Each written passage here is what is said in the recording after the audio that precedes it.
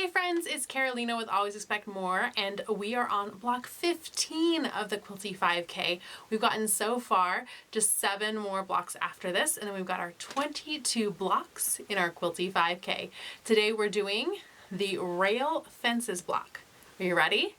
Well, let's get started. So I have all of my 4 fabrics stacked up on top of each other, and I've squared them up, and I'm going to cut a 1.5 inch strip of all 4 at the same time. Go ahead and do this if you have a fresh rotary blade, if you know that your blade is going to be able to cut through these. If you're not, cut 2 and then cut the other 2. It's totally fine.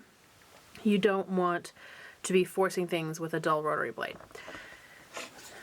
You definitely never with a rotary blade want to be pushing back and forth. You want it to be one smooth long cut all the way through.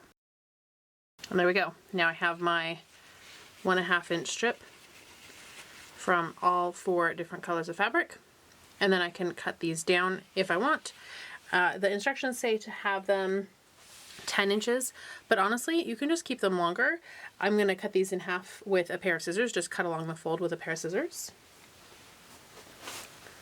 because you don't need super long strips. So you can just put your scissors through the folds and cut these out.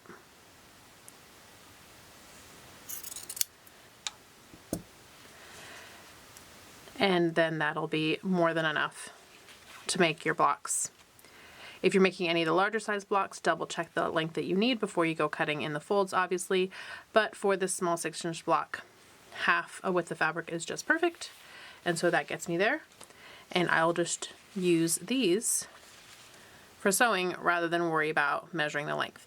If you're using a fat quarter instead of full yardage like I am, that's totally fine.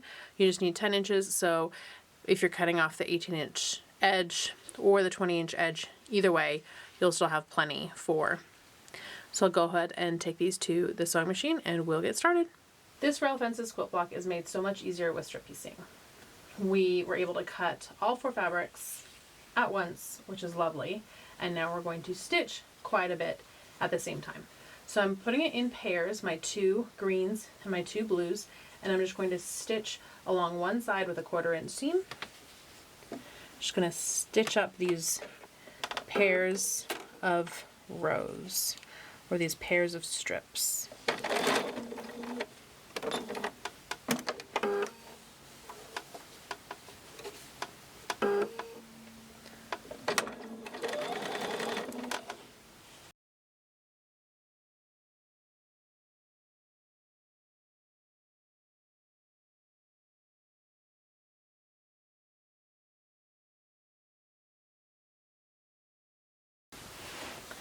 So now we have our 2 strip sets, and the instructions have you cut it up first and then press. Because these strips are fairly narrow, I'm actually going to press first and then cut, although you can absolutely do it either way. You're just going to press the seam allowance towards whichever is darker.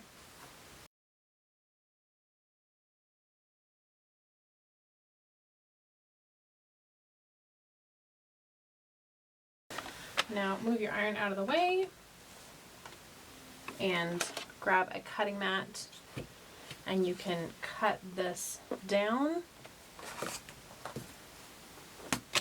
This should be 2.5 inches across, which means you'll be cutting it into 2.5 inch strips. So let me square up one end.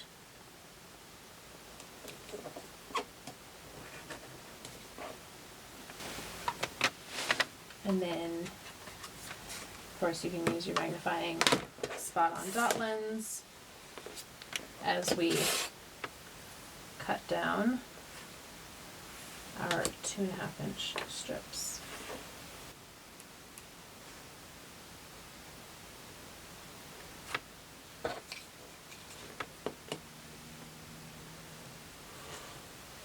And of the green, I need 4, and of the blue, I need 5 of these sets.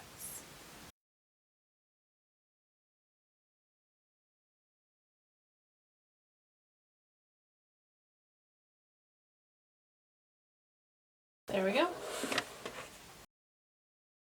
I'm going to lay out my block. And just like usual, I'm gonna stitch my pieces together into rows and then stitch my rows together to make the block. So let's go ahead and do that.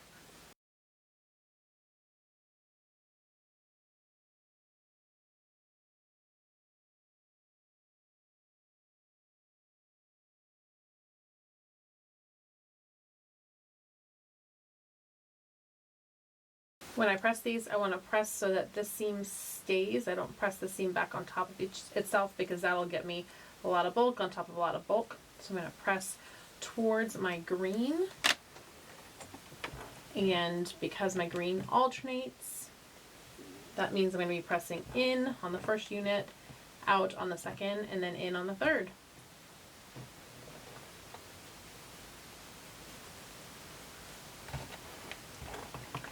And having alternating rows of pressing makes it so that you can nest your seams. And nesting seams means perfect points. And perfect points are my favorite. Now, am I going to get perfect points every time? Well, no, because I'm human, and that's okay. These are handmade, and perfect every time is a goal, not necessarily a reality. So one thing I want to make sure is I've got my dark up and my dark to the sides. Here, I flipped myself. There we go. Now I've got my dark up. So I've got my dark on the left and my dark on the top.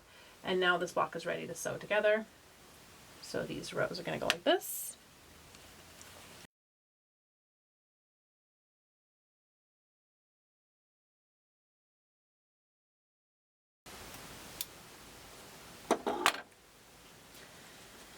Now I want to make sure that I haven't flipped this. There we go. Still have the darks on the lefts and the darks on the tops.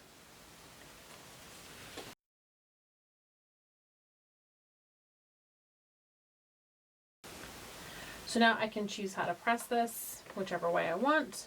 I'm going to go ahead and choose to press it out on both sides. And the reason I'm doing that instead of one direction is because now I'm just pressing bulk on top of bulk here instead of here and here. So it's just a little bit less bulk on top of bulk this way.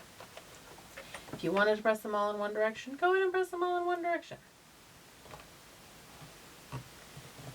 Pressing in one direction, pressing out, those are both good rules of thumb, and when they compete with each other, you just pick one. You got two thumbs, pick a thumb. They both work just fine, right? So here we go. There is our rail fences block all complete. And that's it for block 15. Block 15, the rail fences block of the Quilty 5K. Remember, you can go to my website to get all the information on this block and all the other blocks. I'll have a PDF sheet for you with all the instructions, as well as a coloring sheet that you can make this block your own, and some different layout options for you as well. So all kinds of things over on the site.